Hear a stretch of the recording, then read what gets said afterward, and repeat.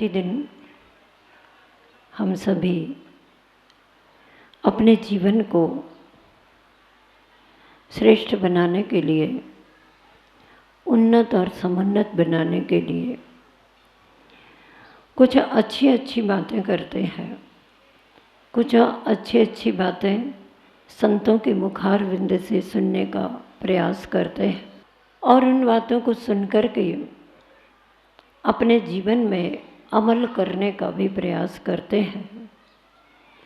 बहुत अच्छा प्रयास है अगर ऐसा करते हैं तो। कुछ लोग ऐसे होते हैं जो गुरुओं के मुखार विंद से प्रवचन सुनते हैं, सुनते सुनते तालियां देते हैं, तालियां बजाते हर्ष मनाते हैं और बाद में उनका जीवन श्रवण के अनुसार ना होकर के यदि जैसा था वैसा ही रहता है अथवा उनके जीवन का अज्ञान जो है, प्रमाद जो है वह दूर नहीं होता, तो आचार्य स्वयं कहते हैं कि तालियां बजाओ और तालियां बजा करके उन बातों को, उन सिद्धांतों को, उन नियमों को, उन प्रवचनों को, उन शास्त्रों के सार को अपने जीवन में अमल करने का प्रयास करो। और एक भी बात अगर हमने जीवन में अमल कर ली, फिर अपने आप के जीवन की उन्नति पर तालियां बजाओ तो बहुत सार्थकता होगी। 16 कारण पर्व चल रहा है। आज जैसा कि अभी कहा गया था, अभीक्ष्ण ज्ञानोपयोग के नाम से जो चतुर्थ भावना है, उस भावना के बारे में हम थोड़ा सा समझेंगे, सुनेंगे और आचार्यों के द्वारा दिए गए सम्यक ज्ञान के द्वारा अपने जीवन को प्रकाशित करने का प्रयास करेंगे। शील वृत्तेश वनतिचार, ये दोनों एक दूसरे से संबंधित भावनाएं हैं। किसी एक शिष्य ने अपने गुरु से कहा, गुरुवर मेरी स्मरण शक्ति बिगड़ रही है, मेरी स्मरण शक्ति कुछ कम हो रही है, आप मुझे कोई उपाय बताइए।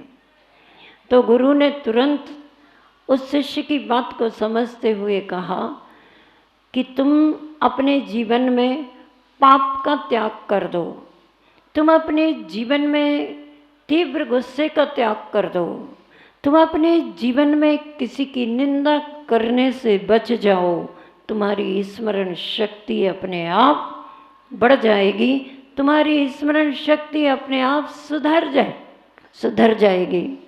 बस फिर क्या था, उस शिष्य ने गुरु से अपनी मति, अपनी स्मरण शक्ति सुधरने का उपाय समझा और उसके ज्ञान में, उसके उपयोग में, उसके चित्त में, उसके मन में ये विचार आया कि मुझे अपनी स्मरण शक्ति को बरकरार करना है, अब मुझे अपनी स्मरण शक्ति को सुधारना है, बढ़ाना है।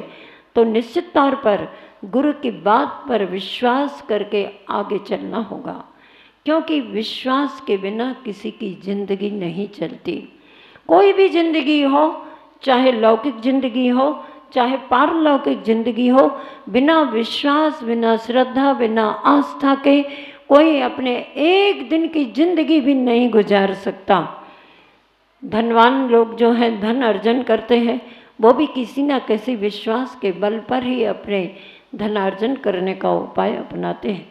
मोक्ष मार्ग में तो बिना सम्यक दर्शन के ज्ञान भी सम्यक ज्ञान नहीं होता है और बिना सम्यक दर्शन ज्ञान के उनका आचरण भी सम्यक चारित्र नहीं कहलाता है।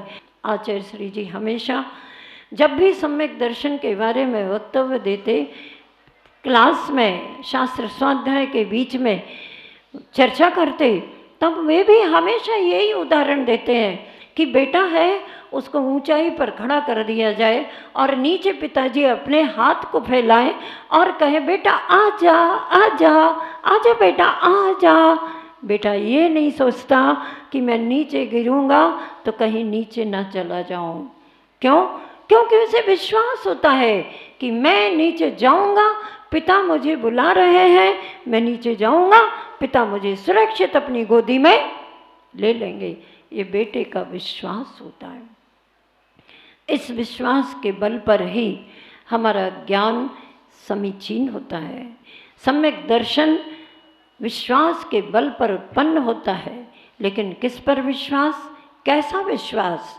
आचार्य समंतभद्र स्वामी जी ने रत्नग्रंथ श्रावकाचार्य में 4 नंबर की कारिका में इस सब प्रश्नों का उत्तर दिया है। उन्होंने एक कारिका में कितना विस्तार के साथ सम्यक दर्शन का लक्षण बतलाया है।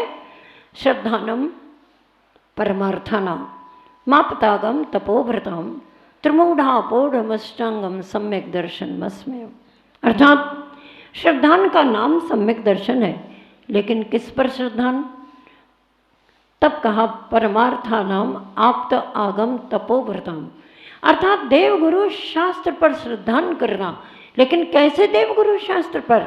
परमार्थ शब्द डाला, अर्थात जो सच्चे यथार्थ परमार्थ देवगुरु शास्त्र हैं, वीतरागी देवगुरु शास्त्र हैं, उन पर श्रद्धान करना। फिर कहा कैसा श्रद्धान करना? तो 3 मूढ़ताओं से रहित श्रद्धान करना। और कैसा करना? 8 मदों से रहित श्रद्धान करना। और कैसा करना?